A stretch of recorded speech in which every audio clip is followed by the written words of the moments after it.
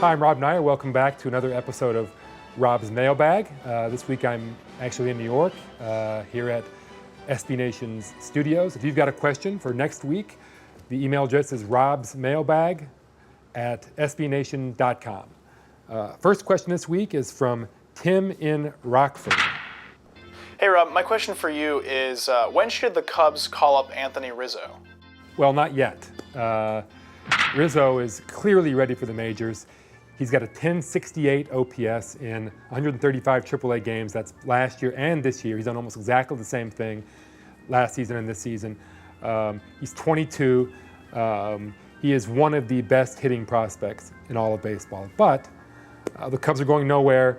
They have a first baseman, Brian LaHare, who's having a great season, and they just don't need Rizzo right now. So it makes sense to leave him down there for a few more weeks, maybe even a month, so he doesn't get that Super 2 status, which would allow him to file for arbitration a year earlier than most players with his experience. So I think we'll see him probably not until middle of June, maybe a little sooner, depending on how the clock works. Every year it's different. But there's really no reason to bring him up performance-wise when they have LaHare at first base and they can save a little money. Let's see, the next question is from Jason in San Antonio.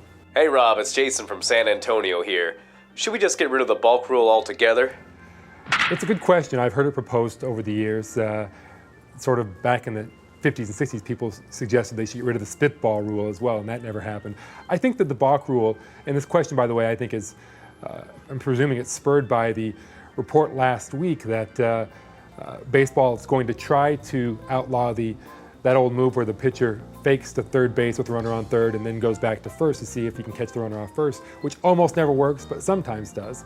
I think it's a great idea to outlaw that move. I'd actually like to see the balk rule enforced more, or maybe applied more often than it is now, because I think if you don't have the balk rule, it would really be impossible for guys to steal really much at all. And I think what we would like to see, I'd like to see, is more running. I think it's a better game if you have more players doing different things.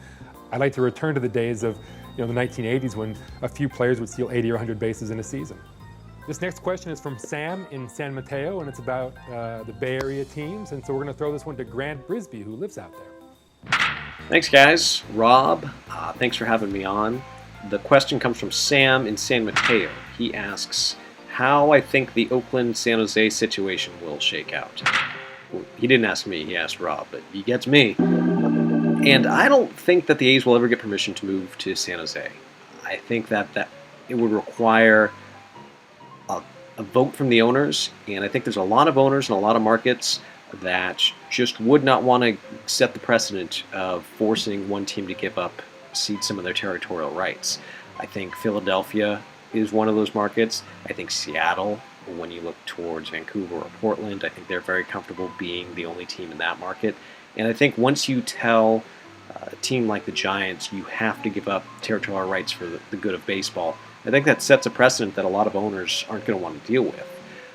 So I don't think the owners will ever vote against the Giants. And I think the Giants are serious when they say they're never ever going to give it up. I don't think there's any financial reason why they should. I think all of the arguments I've read coming from athletics fans and partisans like that have to do with kind of this altruistic sense of what's good for baseball. And I don't think that's how it's going to work. I think it's going to be all about money. I think it's billionaires fighting against billionaires for a share of bigger billions. And I think the Giants, I mean, they have the upper hand. They have the territorial rights, and I don't think they're going to give them up.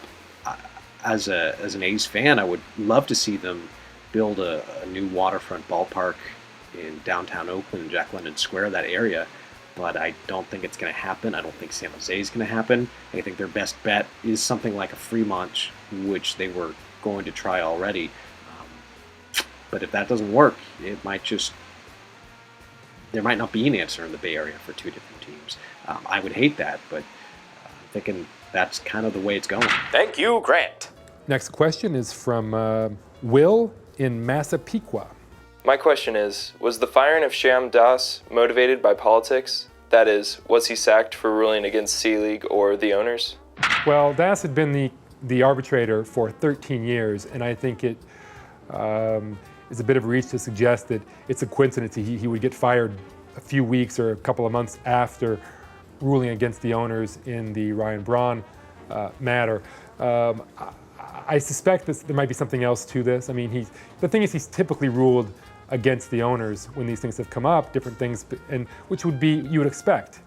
He's not going to rule, it's usually their disciplinary actions, and we don't hear about the ones that he upholds, but there have been some notable cases where he sided with the players. John Rocker, I think he shifted Rocker's suspension from 45 days all the way down to 14 days or 14 or 15 days, and there have been a few others like that.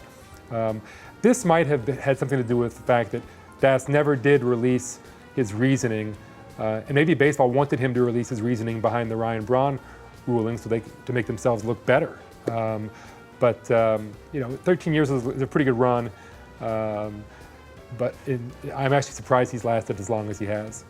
The next arbitrator will be, the way it works is the owners and the players have to agree, so the owners are going to just go out and pick their own guy for the next arbitrator. Next question, let's see, Jim in St. Paul. At the start of the 2011 season, Troy Tulowitzkis was the #1 guy in a lot of fantasy drafts. What's been his problem in 2012?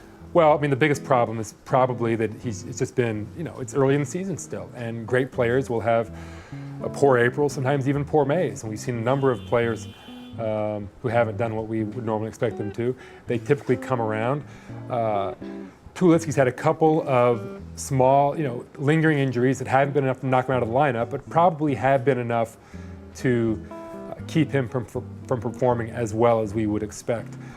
He has been one of the most consistent players in baseball the last 3 seasons when he hasn't been on the DL. And I expect him, if he's healthy enough to play, I think he'll wind up having a great season. It may be too late for the Rockies, who have not played well overall. It's not just him. I mean, they're so far behind the Dodgers right now that their best hope is a wild card, and that's if with Tulowitzkis and some other guys getting really hot over the next month or two. So our last question this week, and again, the email address is robsmailbag@sbnation.com. Last question is from Peter in Seattle. Rob, you picked the Indians to win the AL Central. Do you feel like a big shot right now? What do you mean right now? I always feel like a big shot, haven't you heard? Actually, picking the Indians was really just, I wanted to make one pick that didn't line up with what everybody else was saying before the season. And I thought of all the teams that were supposed to be locks for the playoffs, the Tigers might be the most vulnerable. Now, as it turns out, I probably should have picked the Yankees or Red Sox for that, but I picked the Tigers, and I thought that if the Tigers faltered, the Indians were in the best position to take advantage. They've been okay. The White Sox have been okay. The White Sox are actually played a little better than the Indians, but the Indians have been okay. They probably haven't played as well as their 23-18 record. They've actually been outscored. So I really can't take a lot of credit for picking a team to finish in first that's been outscored a quarter of the way into the season. But I do think that there is a chance. They've got a shot to win. They need to get a lot better play from their left fielders who have been terrible. Mostly Shelley Duncan and now Johnny Damon, and their first baseman Casey Kotchman has been awful. Until they get some production from those spots, I think they're going to have a tough time. The truth is the Tigers probably will still come back from neither in third place and win that division. This week we want to try something new, get something from you. What I'd love you to do is send me a photo, again to that email address, of your favorite piece of baseball memorabilia that you've got sitting around in your house, and next week we'll run a few of those. And then I also want to leave you with one statistic that's called the stat of the week, for lack of a better term. Monday night in Miami, Jamie Moyer pitching against the Marlins threw Giancarlo Stanton a 72-mile-an-hour changeup, which is one of the slowest pitches you'll see in Major League Baseball. Bases were loaded. Stanton turned it around, hit the ball, hit a grand slam. The ball came off his bat at 122.4 miles an hour, which is the fastest bat off the ball speed that's been recorded since ESPN's Hit Tracker started recording such things in 2006. So that's 7 years, that's the record Stanton's home run, which was his 9th, by the way. He's one of those guys who got off to a slow start this year. He's been fantastic for the last few weeks. And that'll do it for this week. Again, Rob's Mailbag at sbnation.com, and we'll answer your questions again next week.